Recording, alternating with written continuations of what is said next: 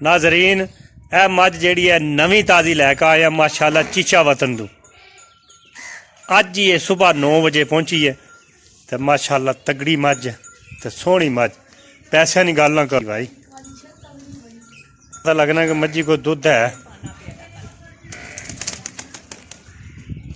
चलो माशाल्लाह जी रोटी लैके आया तो यह दुध माशाल्लाह दिता अज चोइए एक दिन पहला होया अज जबरदस्त झोटी सोहनी झोटी है माशाल्लाह।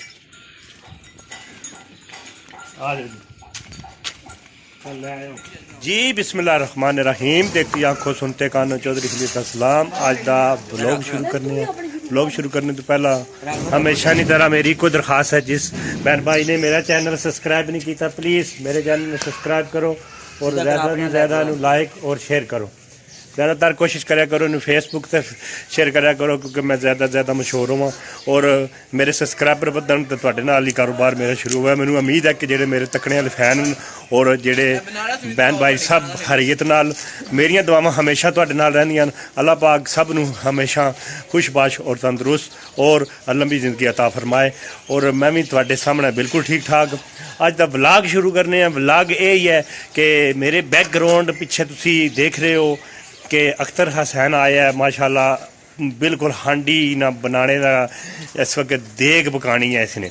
ठीक है एक पहले मेरा ख्याल देग मोटा गोश्त पक चुकी है वो मैं थोड़ा देर हो गई है कि मैं चला गया सा इस गल मैं हूँ आया वा हूँ जड़ा वो पक रहा है मखंडी हलवा कहते हैं इनू पर बहुत जायकेदार बनाना है। अख्तर हसैन मन्निया खिलाड़ी है बहुत बड़ा और इस साडे इलाके विच सब तो ज़्यादा यानी कि प्रोग्राम भी यही करता है और पकवाई विच भी सब तो माहिर है तो बहुत अच्छी हांडी बनाना यानी कि इसको कोई भी बंदे देग बनवाइए या कोई चीज़ बनवाइए पर बेहतरीन बनाना।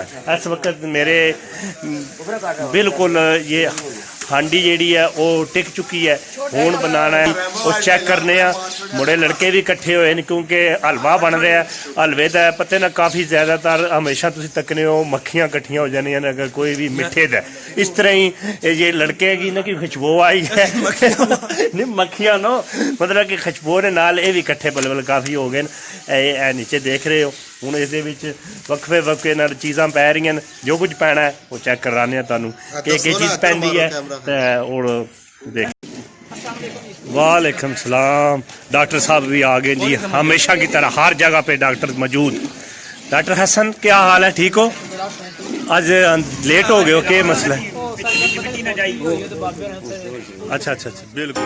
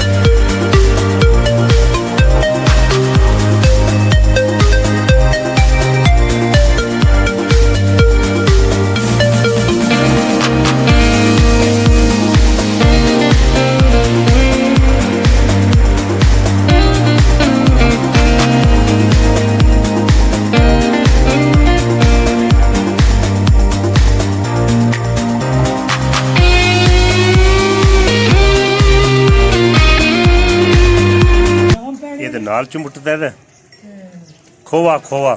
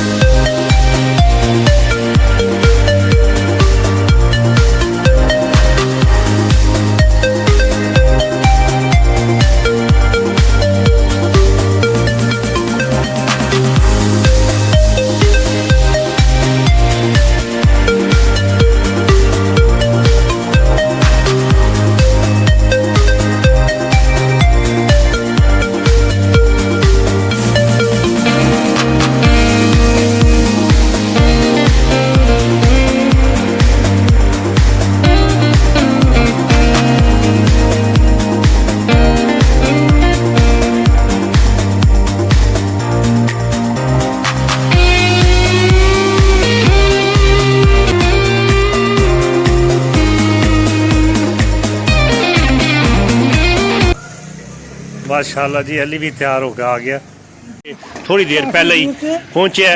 लाला जी ये इतनी देर क्यों लाई है क्या गल सर्दी ज्यादा सी के मसला खराब सी जी अच्छा धुंध पई थी बड़ी अच्छा अच्छा अच्छा फिर थोड़ी देर अच्छा ता टाइम लग गया ज्यादा टाइम लग गया जी धुंध वजह से काम खराब हो गया जी। अच्छा हमेशा लेट ही पुजने आज भी लेट ही आए क्योंकि असल मेरा ख्याल सर्दी सी उधर भाई ठंड सी हाँ कोई धुंध वगैरह सी के मसला जी आप थोड़ी देर पहले ही माशाल्लाह पहुंच आए मान हूँ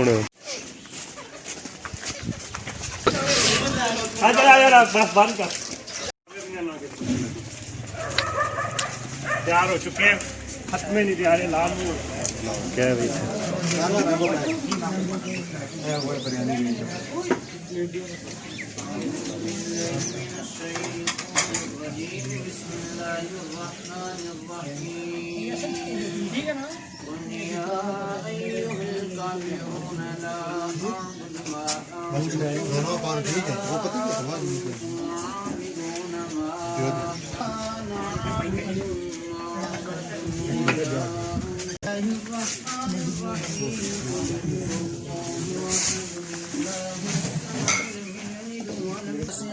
إذا وقب ومن شر النفاثات في العقد ومن شر حاسد إذا حسد بسم الله الرحمن الرحيم قل أعوذ برب الناس ملك الناس الذي يوسوس في صدور الناس من الجنة والناس بسم الله الرحمن الرحيم الحمد لله رب العالمين الرحمن الرحيم الله وملائكته يصلون على النبي يا أيها الذين آمنوا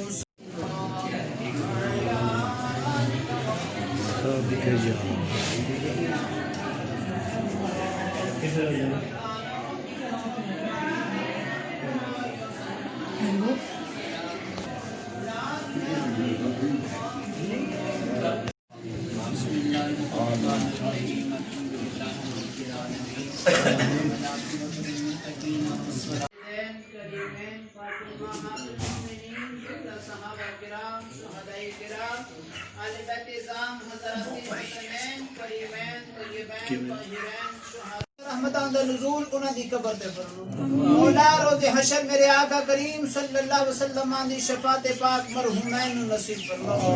मेरे मौला अले खाना ने जिस मोहब्बत नाल एहतिमाम कीता कबूल फरमा के बेहिसाब अजर व सवाब अता फरमा। कर लो दुआएं हम गुनाहगारों की कबूल। बिस्मिल्लाहिर रहमानिर रहीम बिस्मिल्लाहि व अला बरकतिल्लाह व सल्लल्लाहु अला हबीबिही सय्यिदिना व मौलाना मुहम्मदिन व अला आलिहि व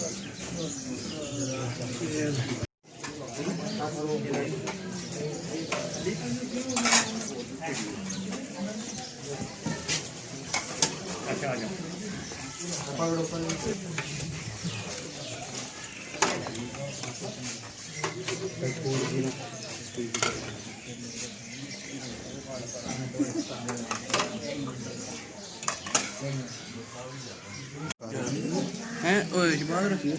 आहो एक मिनट यार चलो जी रखो अच्छा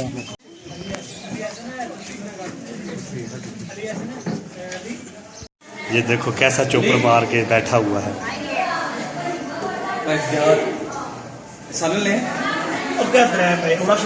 वो इसकी टप तपाल लो मारो साले।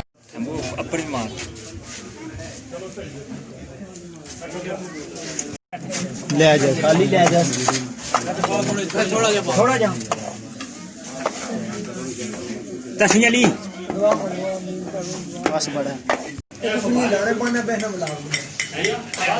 सारे भाईचारे अली ने आए ने हुण आपू खान लगे ने बस क्योंकि काफी खत्मी जेड़े आज रात खा कर चले। ना ना मैं भरास ले आदा भाई